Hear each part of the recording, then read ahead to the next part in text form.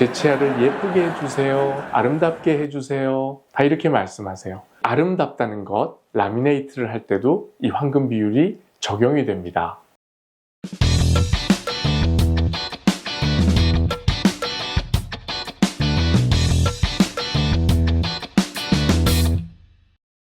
네, 안녕하세요. 아름다운 미소를 만들어드리는 치약 박사 김인수입니다. 네, 여러분들 황금비라는 말씀을 간혹 들어보셨죠? 황금비가 뭘까요? 가장 아름다운 비율을 황금비라고 하는데, 네, 숫자로 따지면 1.618대 1을 가장 아름다운 황금 비율이라고 합니다. 자연에서 보면요, 조개 껍질 모양 보시면 되게 아름답죠? 그 비율도요 1.618의 비율을 따라가 있고요. 또 인간이 만든 건축물이나 예술작품, 모나리자, 여러분들이 참 아름다운 그림이라고 하잖아요. 여기도 황금 비율입니다. 또 건축물 중에서 피라미드라는 건축물이 있죠. 굉장히 아름답게 보이죠. 이것도 마찬가지로 1.618대 1에 따르는 황금 비율을 가지고 있습니다. 왜 갑자기 예술 얘기를 하냐고요? 저는 치과의사인데요. 치과의사는요, 아트 앤 사이언스를 해야 돼요. 무슨 말이냐면 예술과 과학을 합친 것이 치과 과학이에요.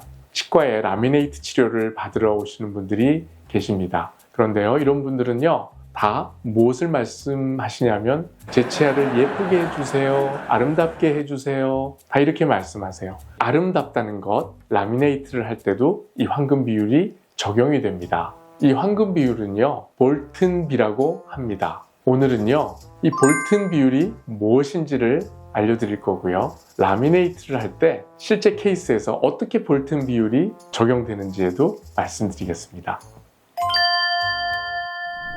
네, 볼튼비는요, 윗니와 아랫니의 너비의 비율을 말합니다. 그림으로 말씀드리면요, 위에 앞니 6개와 아랫니 앞니 6개의 너비를 비교했을 때 100대 77.3을 만들 때 이상적인 교합을 만들 수 있다고 합니다. 이것을 볼튼비라고 해요. 실제로 교정이나 라미네이트를 할 때도 이 볼튼비를 이용을 해서 치료를 하고 있습니다. 이 라미네이트는요, 몇 가지 기능이 있는데 연예인들이 라미네이트 하고 나면 하얗게 돼가지고 나와요. 그래서 여러분들이 라미네이트는 색상을 하얗게 만들구나 라고 생각하실 수 있어요. 그런데 색상도 만들지만 모양이 불규칙하거나 공간이 있거나 작거나 할 때 이 모양도 예쁘게 개선할 수 있는 그런 치료 방법입니다. 몇 가지 시술 예를 가지고 라미네이트에 대해서 설명드리겠습니다.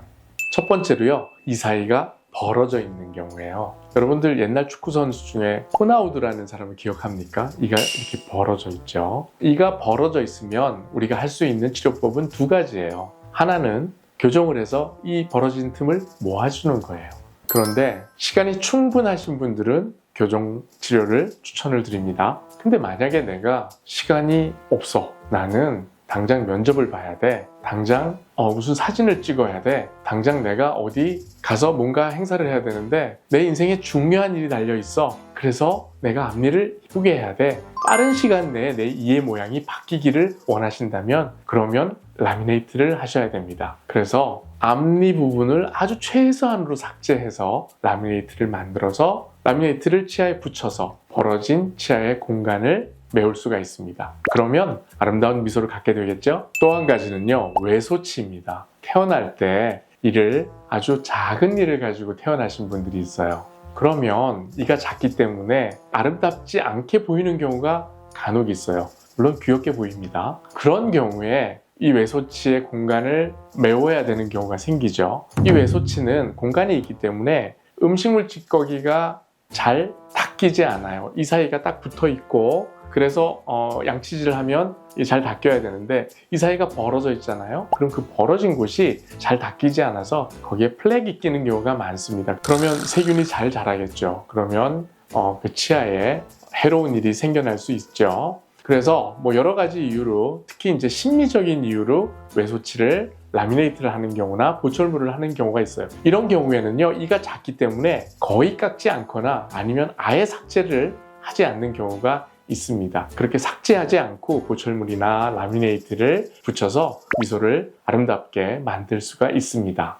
네, 여러분들 토끼 이빨이라는 별명 가지신 분들이 있으시죠? 이가 튀어나와 있어요. 토끼가 앞니가 이렇게 튀어나와 있잖아요. 그래서 그런 별명을 가지신 분들이 있는데 돌출된 치아라고 합니다. 치아가 돌출되어 있을 경우에도 라미네이트를 할 수 있느냐, 얼마나 돌출되어 있느냐, 돌출되어 있는 것을 얼마나 넣겠느냐에 따라서 삭제량이 정해지게 됩니다. 그래서 많이 돌출되어 있으면 삭제를 많이 하게 되겠죠. 그러면 심지어는요, 심각한 경우에는 삭제를 많이 하다 보니까 치아 안에 있는 치수가 노출이 돼요. 그러면 신경치료를 해야 되고 라미네이트가 아닌 크라운을 씌워야 되는 그런 경우도 생기게 됩니다. 그래서 돌출된 정도에 따라서 치과의사가 판단을 해서 라미네이트를 할지 크라운을 할지 아니면 이를 빼고 임플란트를 할지 아니면 교정을 할지를 정하게 되는 거죠.